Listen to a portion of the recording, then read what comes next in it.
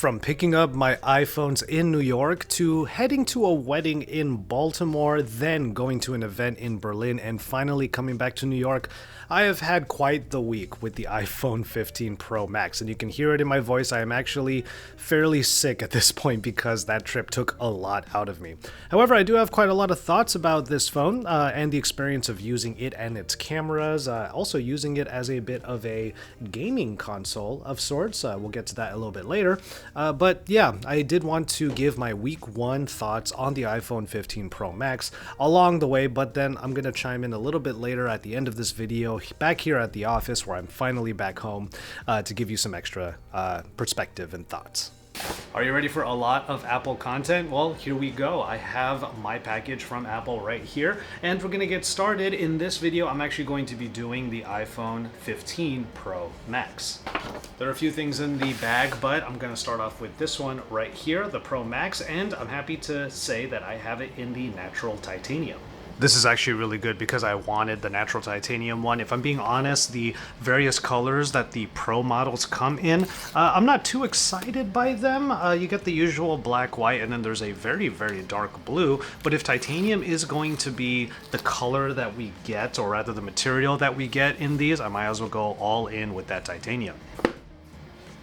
Ooh, and there it is. You know what? First hold, I gotta say, this does feel really light. You're going to hear a lot of tech people talk about how light these phones feel because of the move to a titanium material, and you know what? I agree with them. The iPhone Pro Max models are not necessarily the ones that I go for right away, mainly because they tend to be a bit bulky and a little bit heavy on the weight side, but here we are with a lighter one, even if the shape is about the same. New cable. This is a braided cable. This is the USB-C to C cable. If you look closely there, these are just C connectors on both ends. That's exciting because, well, now we'll be able to use one cable to charge pretty much every tech gadget that we have in our lives. And again, just first impressions, since I just got this phone out of the box, not only is it a little bit lighter, but as they were saying in the presentation, they went ahead and just sort of rounded out or smoothed out the edges a little bit. Compared to last year's iPhones, it's not going to have that sort of sharp feel because it was literally a block of stainless steel with two sides. This time around, it almost feels like everything just sort of molds or melds into each and every part. So it does feel more comfortable to hold, both because of the weight and also because of the softer feel. Softer being the only word I can really think of when it comes to these edges. One other thing to point out is that we no longer have the silence toggle up here because this extra input here can actually be used for various shortcuts. But those are quick thoughts just at the beginning of this, getting started with the titanium iPhone 15 Pro Max. So why don't we go ahead and get this thing powered up, ready to go, and I can start walking around getting some pictures with these updated cameras.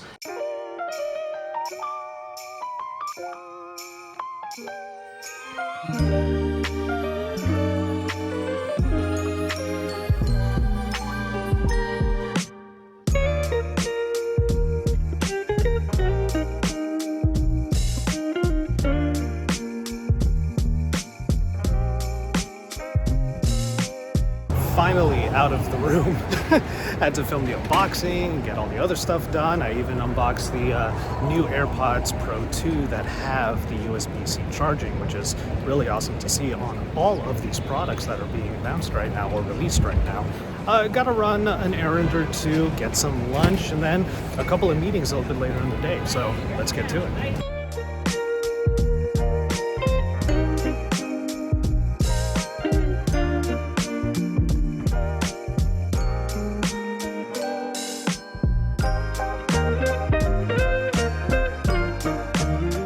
Oh my, how the turntables.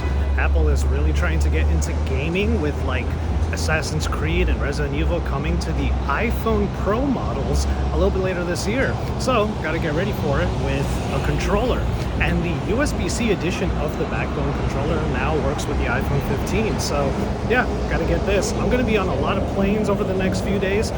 So yeah, I want to be able to game on a flight. I did not bring a Steam Deck. I did not bring my ROG Ally. I don't have a gaming laptop on me right now. So this is going to be the way to do it. Let's see how this goes. I'm downloading a bunch of games from the App Store right now, using up all of my data.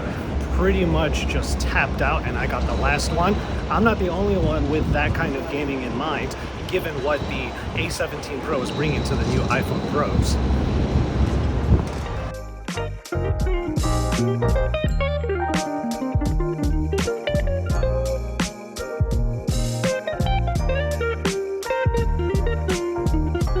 First of all, hallelujah, it is easier to charge it because I no longer have to worry about having a damn lightning cable with me in order to charge any iPhones that I'm traveling with. The cables that I already have in my bag will work with it, so it's just way easier now to have an iPhone as a secondary or as a daily driver.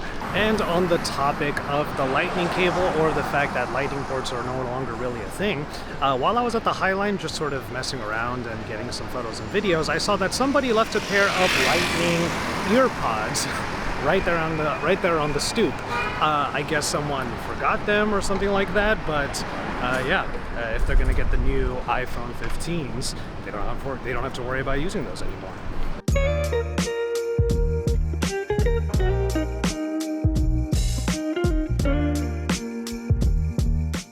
Welcome to the Highline.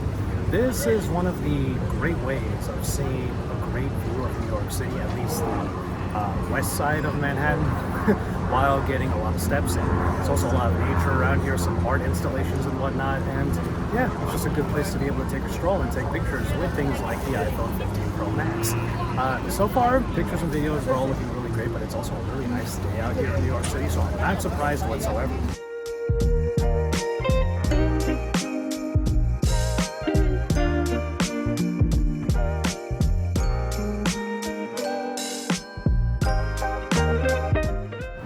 Absolute favorite things to do in New York is get some halal food. There are carts all over the place, and of course this is the birthplace of the halal guys.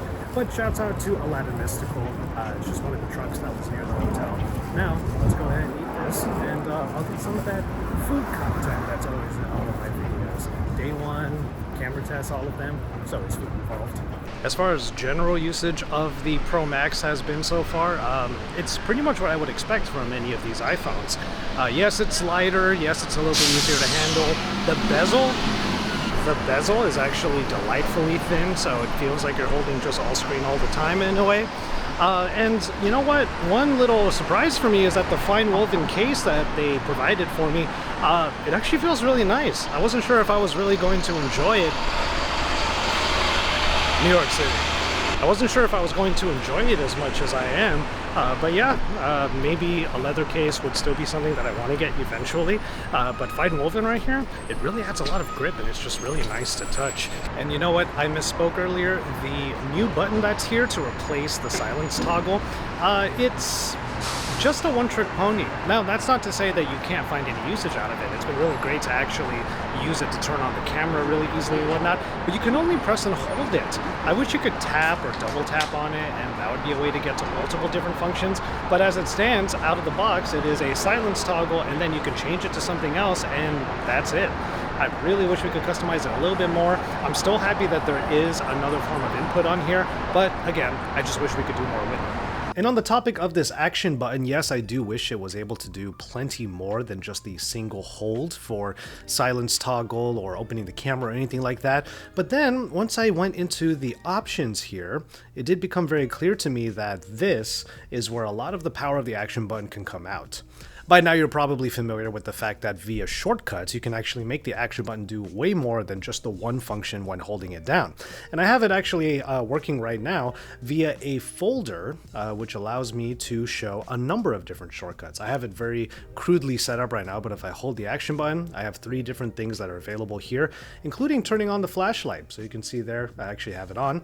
And you are supposed to have an extra shortcut to turn it off, but at the very least, here up on the dynamic island, there is a way for me to just turn it back off, so that's pretty simple. Aside from that, there is hitting the silent mode, and if I wanted to turn off the silent mode, I can always go into the control center and do that, and then of course, the usual one that I would want is to open the camera. This may not be the most ideal that I've wanted from the action button, but I'm sure that eventually that's going to be the case here, that Apple will put extra functionality into the button, but by adding shortcuts as one of the things that the action button can do, it does open up a lot of possibilities, so I do have to give them some credit for that.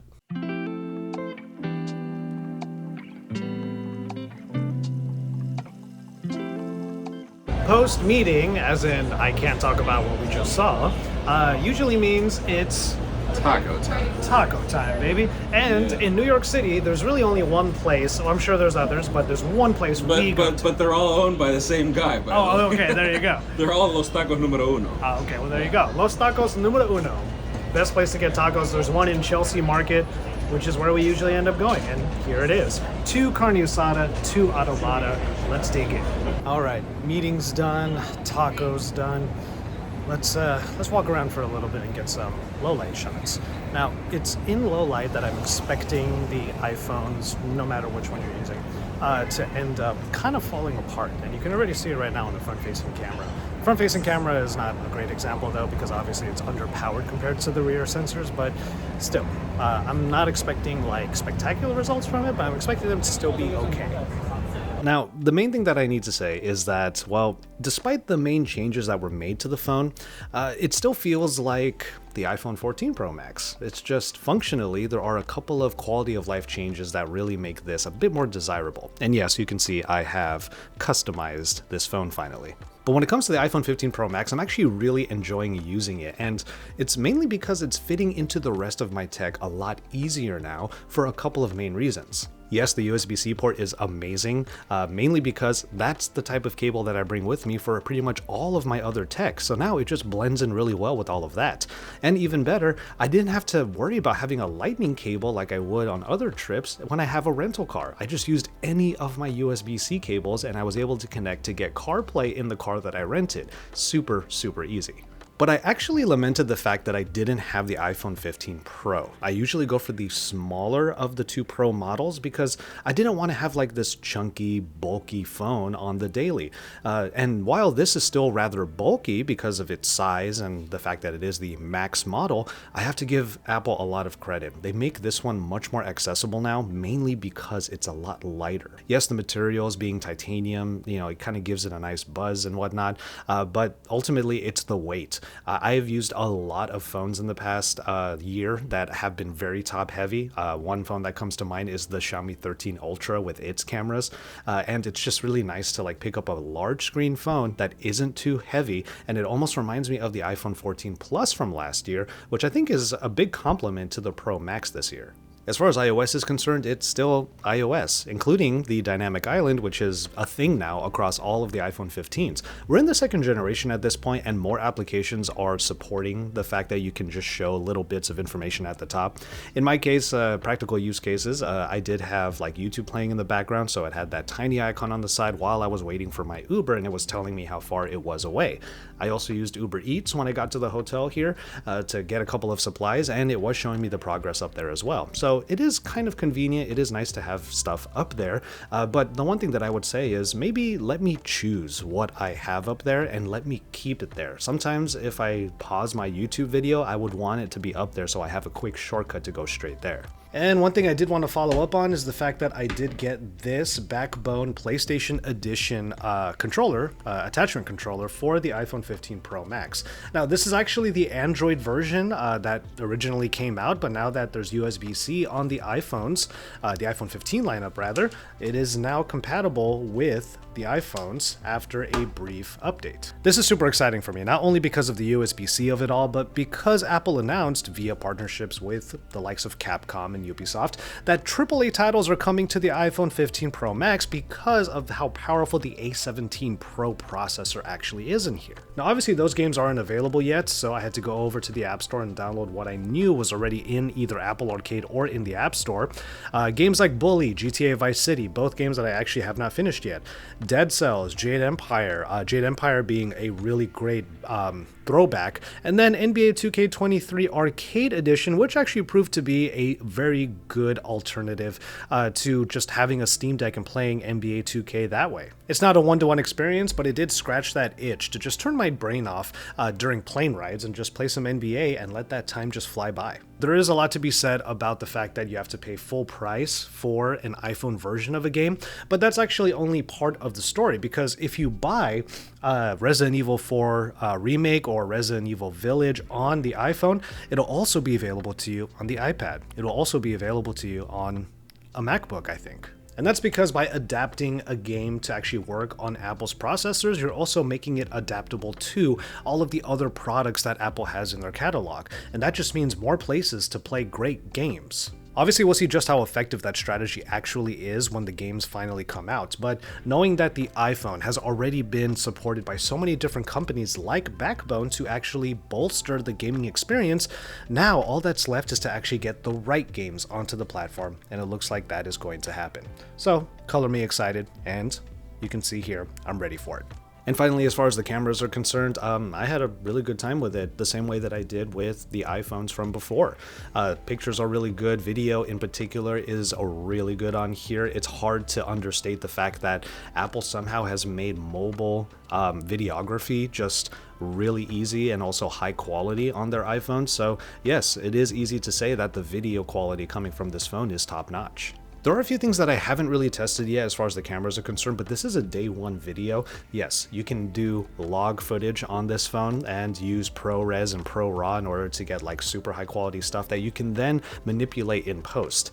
Those are all things that I'm going to test in a proper real world camera test a little bit later on with the iPhone 15 Pro Max. I'll get a lot of shots done with it, actually put into DaVinci Resolve and color grade them and all of that. It's basically like that extra level that's particularly made for content creators. So even though I don't necessarily do log footage or do color grading on my videos in general, I mean, I'll give it a try because it's in this phone.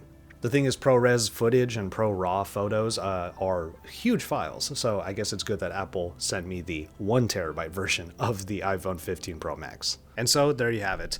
Over a week, multiple destinations, and now an illness with the iPhone 15 Pro Max. Now, I've only been talking about my experience with this phone so far, and I've had a very positive one. Now, to be fair, I have noticed that there are some news stories coming out about maybe the build quality and also the fact that the phone seems to be overheating when using certain apps like Instagram, but that was not my experience, at least not yet. And that's why this is a week one video. I did not find myself too often in Instagram because I was taking pictures for various camera tests and for videos like this. I did not really find myself actually pushing the limits of the build quality because, well, that's not what I do with any phone anyway. So that's just my experience, and I'm going to dive into more of those things a little bit later and maybe mention them at the very least in future content coming here on my channel. So with all of that said, make sure you subscribe to my channel if you haven't already to follow up on all of the iPhone and Apple content that is going to be coming over the next number of weeks. And from there, drop a like on this video if you haven't already. From there, though, I'm going to go ahead and call it on this one. Thank you so much for watching and for hanging out with me again today. Please take care of yourselves and each other. I certainly need to take care of myself right now, and enjoy your tea, everybody.